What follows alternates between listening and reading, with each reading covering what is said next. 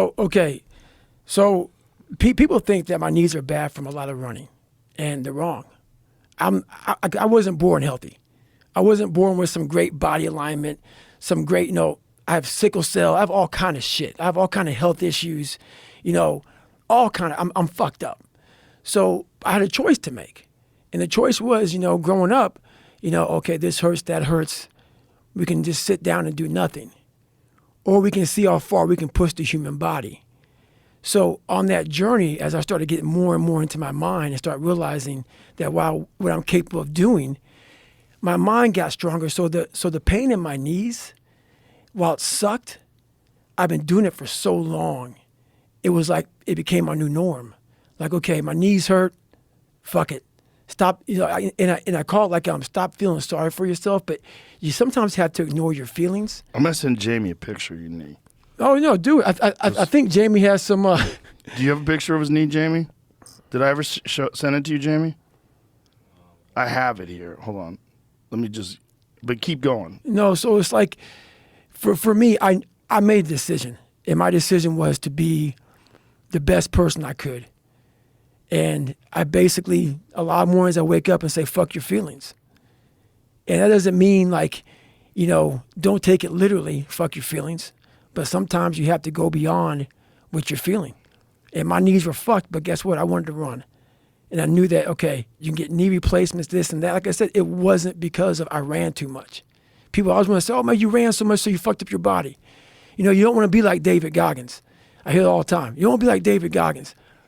But so there's your knee. Yeah, there it is. First so that's of all, the plate. look at the fact that there's zero space between those bones. Yes, sir. From the top, from your tibia to your femur, there's zero space. It's just kneecap covering two bones that are rubbing against each other. And so this was after surgery where they had to cut your knee, slice your shin like in half, and then take a chunk out of it because it had deformed so much from you running with bone on bone that it was starting to like swell out in one direction, right. And it was changing the alignment of your leg. Right. And this happened back in 2001. I was going through buds. So this happened for a long, this right here has been going on for a long time. So, and it got to a point where it's like, okay, I'm done. And that's the plate that's in there right now. So as you see the wedge, that part right there in the bone that's opened up. Yeah. So they had to cut it, realign it, and then now the alignment's better. But this is now about 18 months ago when this happened. So couldn't they get some screws that fit? Go back to that real quick. Well, that's real long. that one sticks right out of the fucking bone. Hey, cut that shit off. Yeah, file that shit down. Is that thing sticking into your leg? No, I don't. Well, I feel the plate every single time I move. Yeah. So because it's like connected to the hamstring. So whenever I move, that plate is very irritating. So every step, even like when I walk, when I run, it's this very irritating thing. And then you gotta wait for so long for that leg to start getting back into place. And if you see that other picture I sent of the foam, my foam leg that I put my hand in, I think Jennifer sent it to you, Jamie, with the foam leg. You'll see this in a second. This is fucked up. So like the swelling in that leg was fucking nuts. Oh, when you had edema? Yeah. You showed it to me in Vegas. Yeah. You were sticking your thumb into your shin. I grabbed it.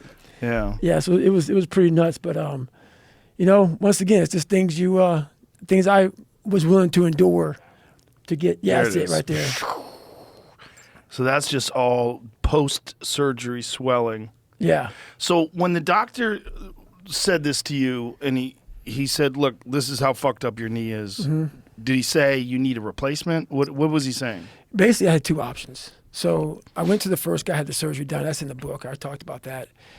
But then the second guy, so after the first surgery, I was done. So this is the first surgery after buds? No, so this is like back in, looking at 2000. So me and Cameron, this is recently.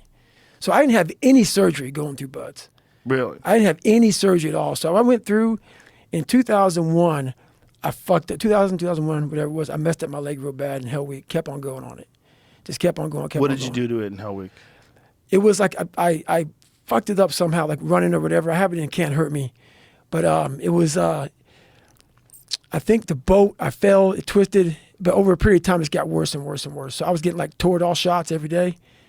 And then it just got worse. But I'm like, fuck it, I'm good. So I kept going on it. So it kind of healed all fucked up. So it just kept going. Years later, it kept going on it. So I stopped squatting. So it became like, okay, my knees fucked up, my alignment's messed up, my hips are messed up, I can't squat. So, but I can still run. So, okay, I started running. Because running doesn't require you to bend down and shit. So I'm running a lot. And it got to 20 years later, pretty much. And it was 2020, or if I want to get this right, Cameron Haynes came down. We went for a 20-mile run.